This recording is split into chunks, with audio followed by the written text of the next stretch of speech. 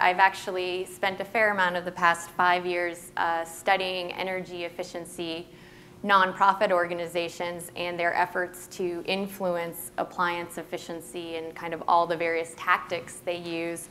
But I've consistently been interested also in kind of, and I particularly think of that as them trying to influence production of appliances and of things that are available and get things to market so that consumers are empowered and enabled to save energy. But I've also kind of been thinking along the whole time, and because I also worked kind of on the more demand side management of things before that, about consumption of energy and about kind of end uses and consumers. And so this talk was really about me beginning to think about this. So this is more of a new area for me. And with the advent of the Dietz, Stern, Vandenberg paper, trying to get a different look at the behavioral wedge, because I read that paper and Tom Dietz was my advisor at Michigan State for my PhD. But I was talking to him and thinking about this wedge and the behaviors they put forth, and thinking about, are these what we should target? Is this what we should be thinking about at this point? So I always like to show my students this quote as kind of how looking at things a different way can help us see a solution.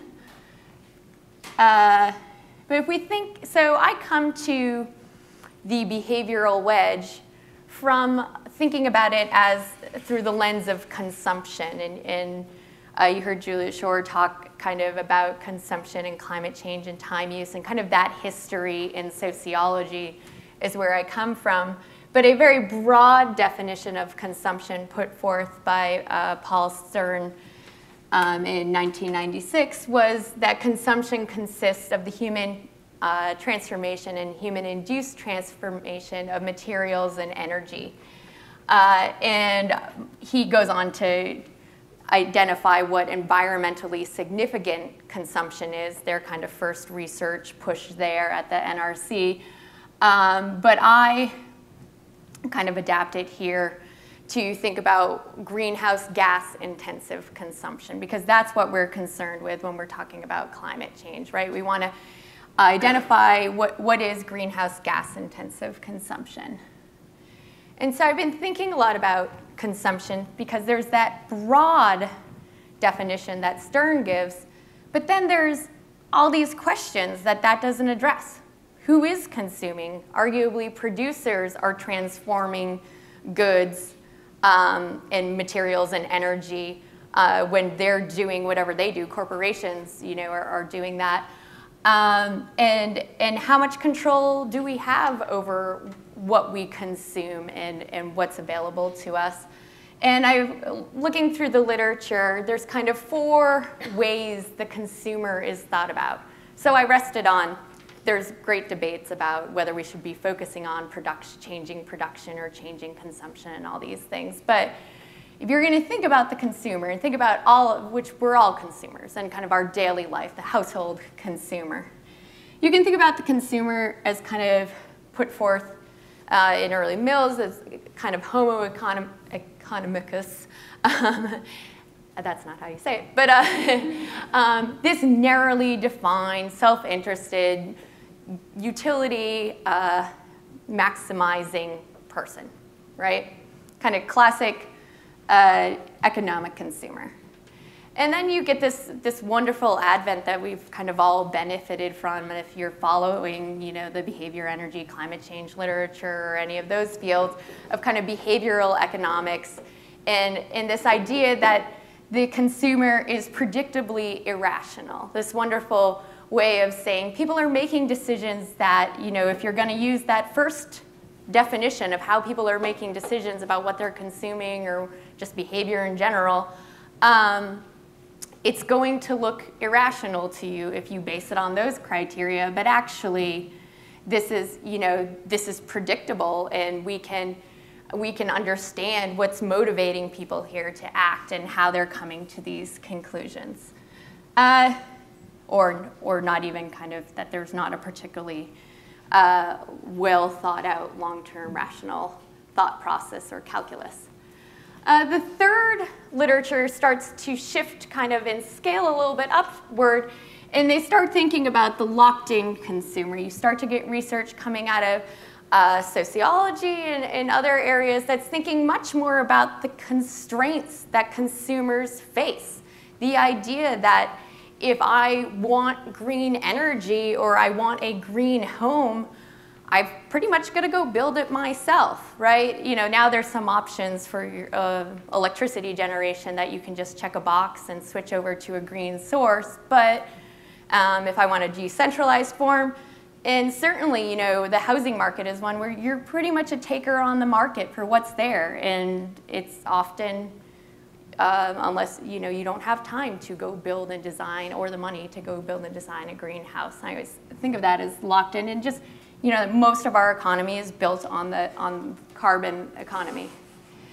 And finally, the idea of a socially organized consumer, that how we consume is really socially organized and entails lifestyles and the meaning that we make out of our lives.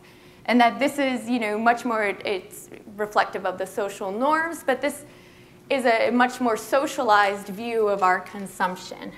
And so I was talking to Paul Stern about these kind of forms of consumption, and, you know, I was saying, I feel like I'm all of those at some point, right? And I feel like most of us are, you know, that there's always points we face constraints. There's always points where we're kind of not doing the economic calculus. There are points where we're really mapping it out and figuring what car we should buy based on whether it's really going to pay us back in 3 years or whatever. But we were talking about, you know, how we should be changing behavior, considering that any of these forms or modes of consumption could be enacted on a specific behavior we're trying to change. And we were saying, okay, so we know that each behavior kind of, or each, you know, thing we're consuming is kind of unique and has a social context that's going to bring out one of these decision-making modes, as the case may be, and that we need to understand those contexts for each consumptive behavior we're trying to change.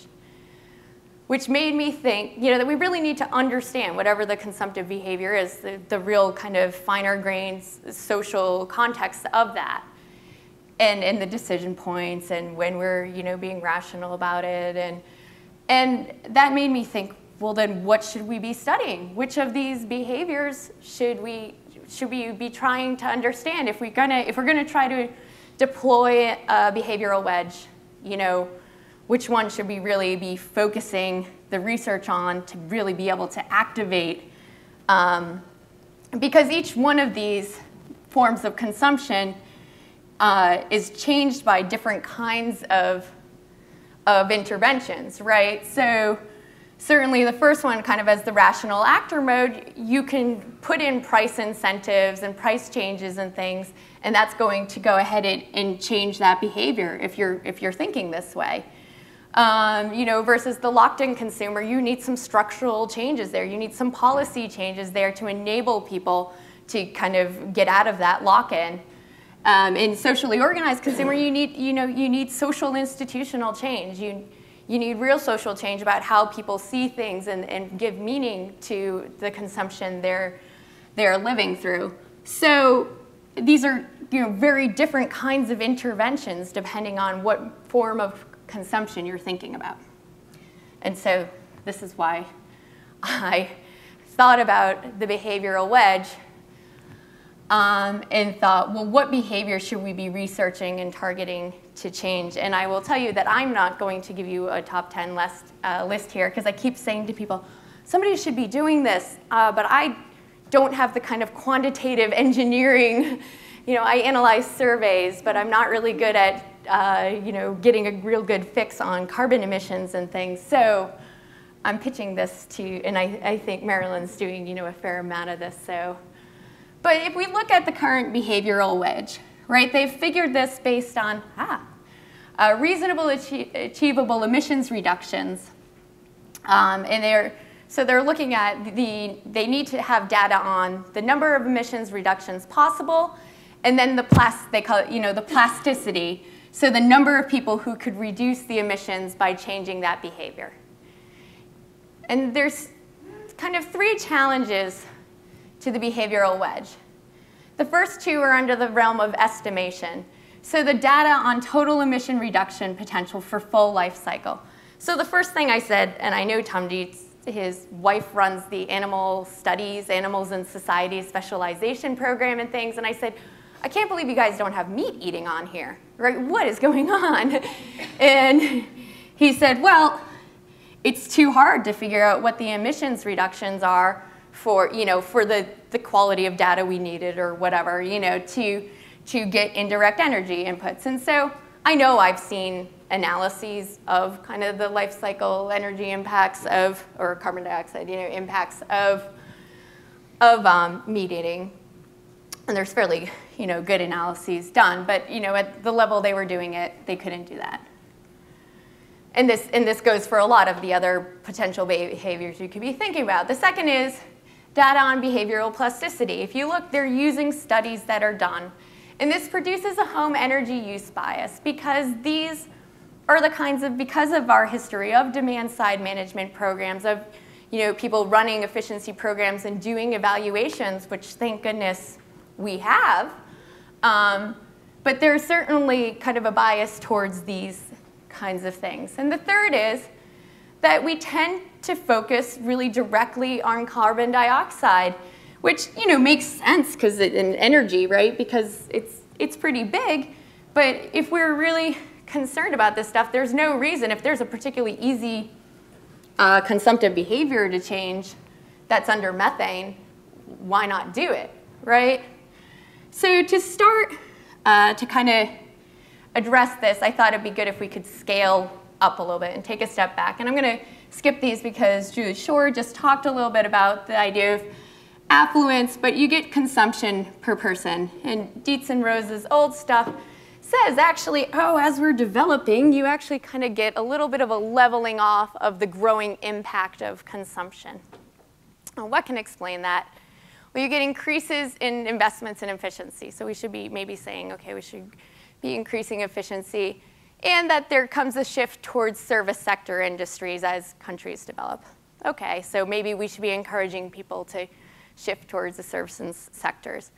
But then there's this wonderful data that comes out by Davis and Caldera in 2010 that adjusts the carbon dioxide emissions for consumption within countries and takes into account all the international trade and production that goes on in China for goods that are consumed by me here. And what that does is increases the carbon dioxide emissions by about 30% in countries that invest a lot, such as the US. And not invest a lot, import a lot, right? And so it corrects, and what we see is actually there's not that leveling off. There's really an export of emissions to other countries, right?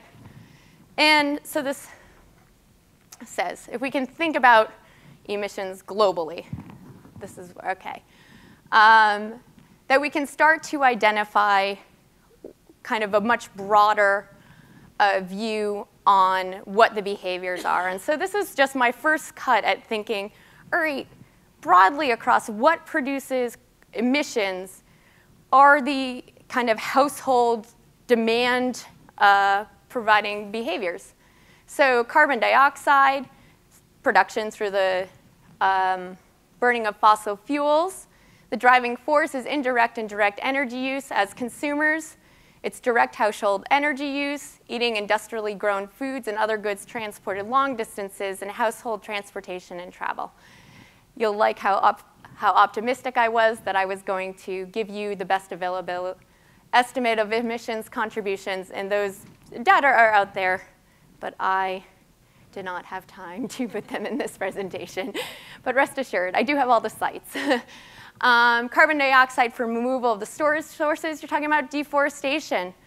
I luckily have an expert on deforestation in the office next to me, Tom Rudell, and I said, what consumptive behaviors drive deforestation? I have no time left.